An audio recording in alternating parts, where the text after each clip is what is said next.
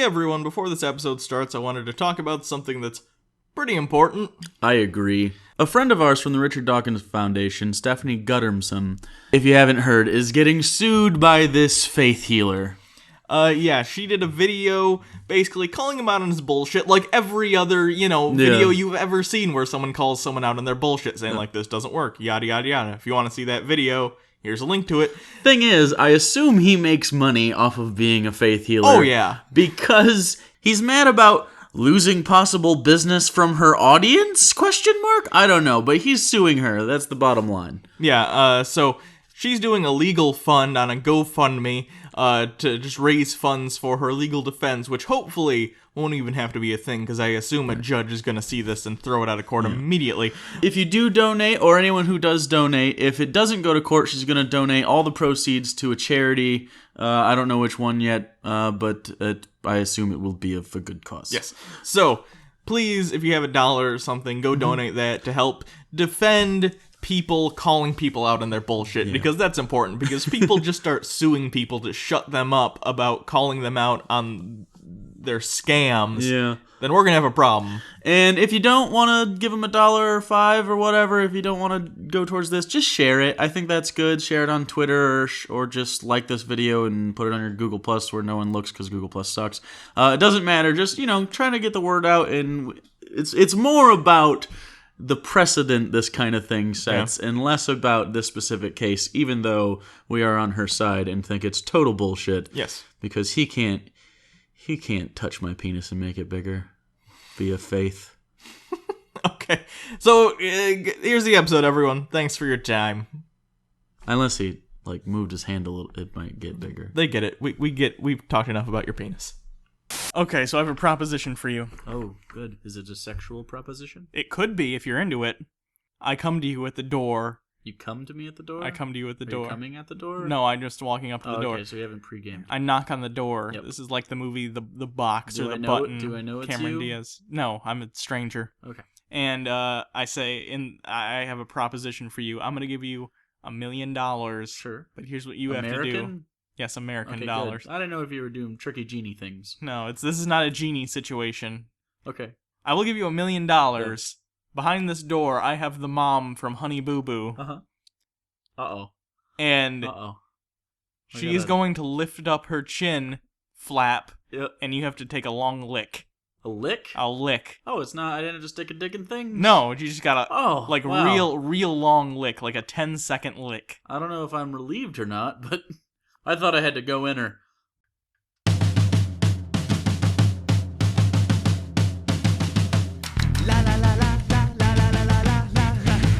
Here we go. It's the Bible reloaded, logic explosion, like Jesus and Moses, but it's Hugo and Jake. The Bible is jaded, and most of it taken, so get educated with Hugo and Jake. Pull up you and stop what you're doing, it's Bible reloaded time. They call it debated, the theists will hate it, like talking to taken, but it's Hugo and Jake. So on with the show then, it's not candy coated, it's the Bible reloaded, with Hugo and Jake, with Hugo and Jake.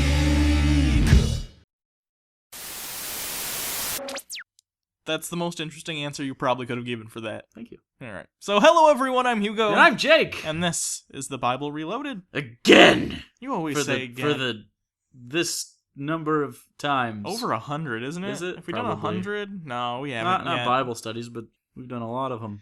Such is life. So today we're going to go ahead and take a look at more of 1 Kings, but here's the caveat. Boring as shit. This is worse than Leviticus, in my opinion, right now. Just this tiny patch of kings. So what we're going to do is we're going to skip around because a lot of this is King Solomon building his temple. If you're an architect and you were looking forward to this episode, fuck you. I don't care. Go architect things. Yeah. Go arc. So we're going to skip around a lot. So don't expect a lot of story in this. Just going to comment on various contradictions and, I don't know, maybe make a dick joke. We already talked about licking an obese woman, morbidly obese woman, on her neck folds. So if that's the capper for you guys, you can go ahead and leave. I don't care. So we're going to go ahead and start on Solomon's daily provisions, and that is in 1 Kings chapter 4. The people of Judah and Israel were as numerous as the sands on the seashore. They love that metaphor. They do. They ate, they drank, and they were happy. Oh. And Solomon ruled over all the kingdoms from the Euphrates River to the land of the Philistines, as far as the border of Egypt, but not Egypt, because God isn't all-powerful. Solomon's daily provisions were 30 cores of the finest flour and 60 cores of meal. That's so much. That's 5.5 tons and 11 tons, respectively. That's so many tons. It's a lot of tons of food. 10 head of stall-fed cattle, 20 pasture-fed cattle, and 100 sheep fowl. For he ruled over all the kingdoms west of the Euphrates River, from Tifshah to Gaza, and he had peace on all sides. It's the one time Gaza was a really peaceful area. During Solomon's lifetime, Judah and Israel from Dan to Beersheba lived in safety, everyone under their own vine and under their own fig tree. So basically, they always try to give Solomon a ego blowy a little bit, and this is kind of one of those things, but it says that all the people never went hungry, but they were also as numerous as the sands. I don't think that's enough food for sand people. It might be. Sand people scatter easily, but they'll return in greater numbers. If anyone has figures on this to see what, given the daily provisions of that to not make people hungry, so assume a 2,000 calorie diet, which would probably have to be more since they're all doing manual labor. It'd probably have to be closer to 4,000 calories. See what population you could sustain with those numbers given without hunger happening. And I feel like it's not as many as they think they could do. It sounds like a lot because it's tons and tons of food, but at the same time, it's countries. But it's 20 cows. You know what I'm saying? Like 20. But there's more cows worth of meat sold where we live, and there's like 30,000 people that go to that like one market. Fair. You know what I'm saying? So, but per day? You think per day that many cows? No, I'm saying, well, it should be. It's its whole kingdom is the point. Okay. So I'm just saying, like, I don't know. It doesn't sound like a lot, though, overall. Solomon had 4,000 stalls for chariot horses and 12,000 horses. Here it says 4,000. Yeah. However, in the King James Version and earlier translations... Which is technically the more correct Bible. According to people who read the King James. Yeah, according to people who get mad at us for reading the NIV. Then it said 40,000, and they changed it to 4,000, and that's because in 2 Chronicles it also says 4,000. Also, 4,000 is apparently closer to the original Jewish text, which means that the King James Bible has inaccuracies in it. So anyone who thinks the King James Bible is all perfect and has everything right, nope, they had to correct it right here. There you go.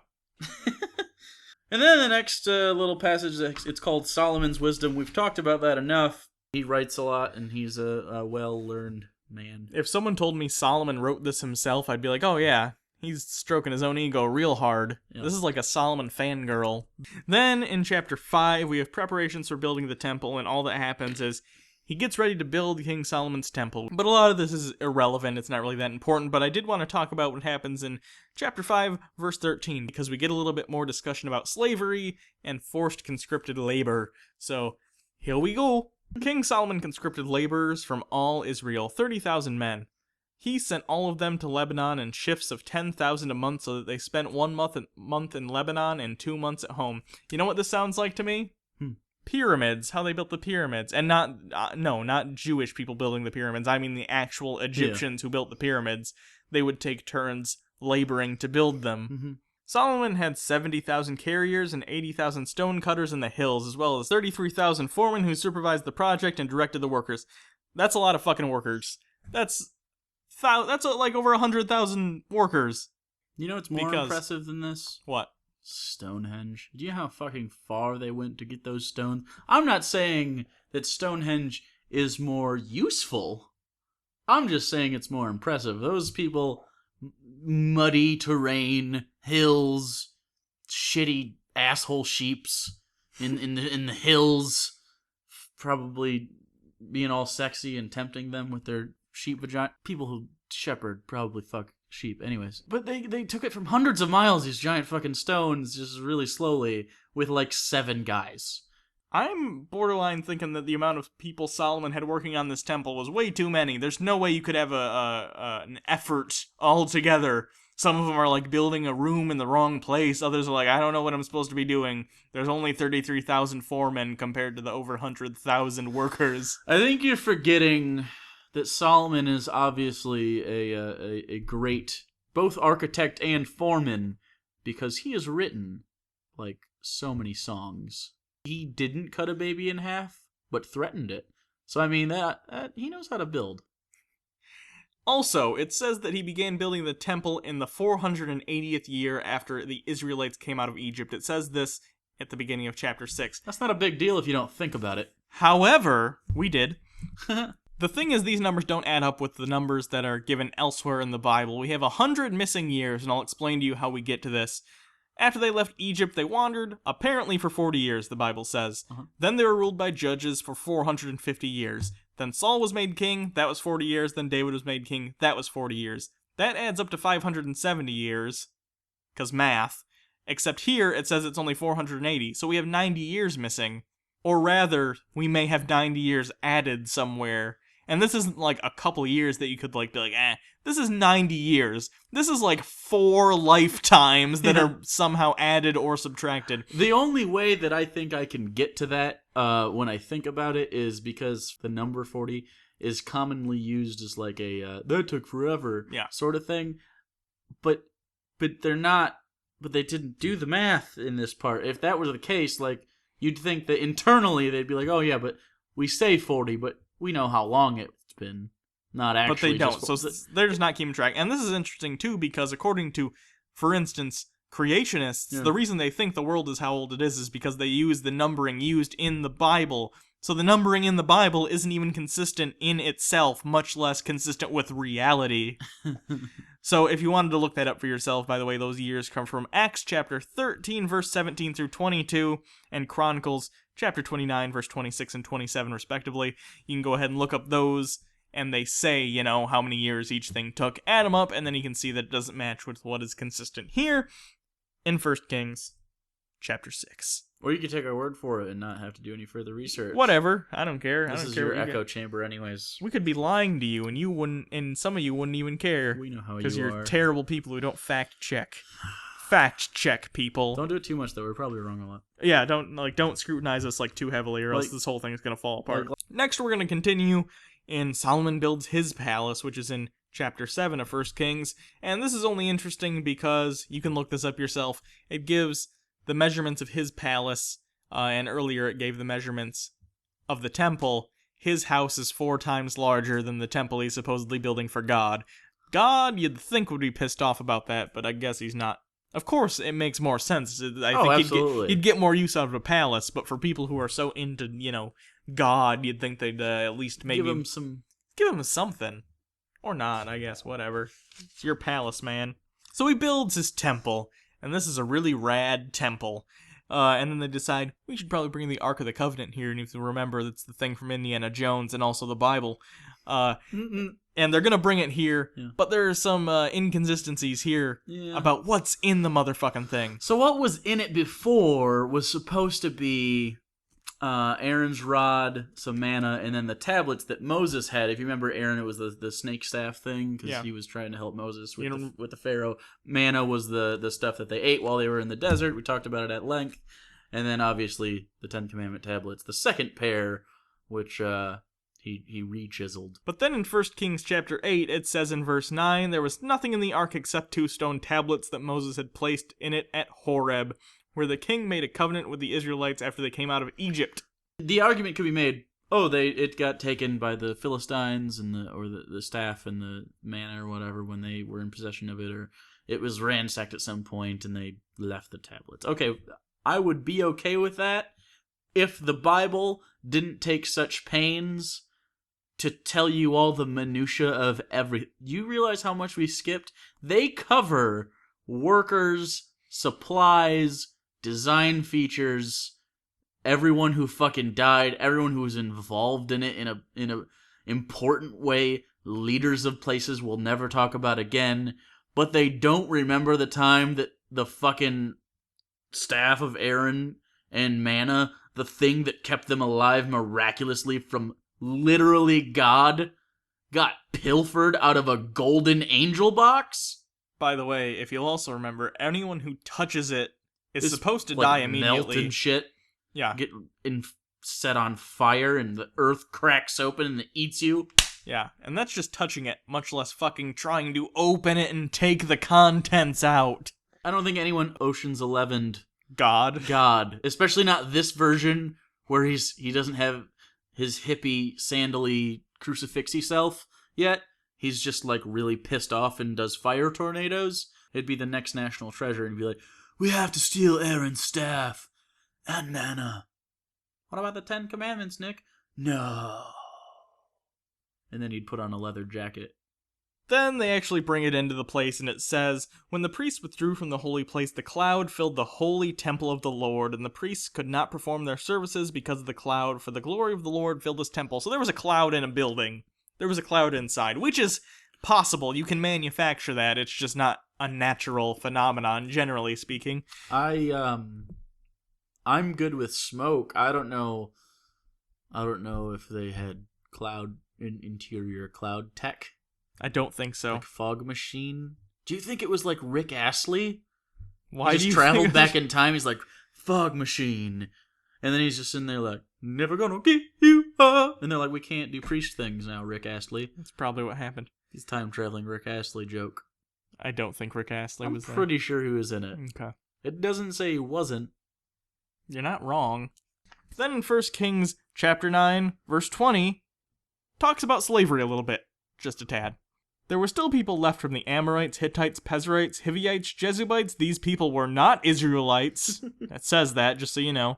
Solomon conscripted the descendants of all those people remaining in the land, whom the Israelites could not exterminate. Exterminate. Which means they wanted to, but could not for some reason, to serve as slave labor as it is to this day. So, can't kill those people, because we need slaves. But Solomon did not make slaves of any of the Israelites. They were his fighting men. So don't worry, guys, no Israelites were slaves. Just all the surrounding peoples. But finally, We're gonna we get to a story. Yeah, we're gonna go ahead and finish today on 1 Kings chapter 10. And hopefully next time we can come back with maybe a story. I don't know, Jesus Christ. Well, Solomon Fucking has Bible. some splendor happening soon, so.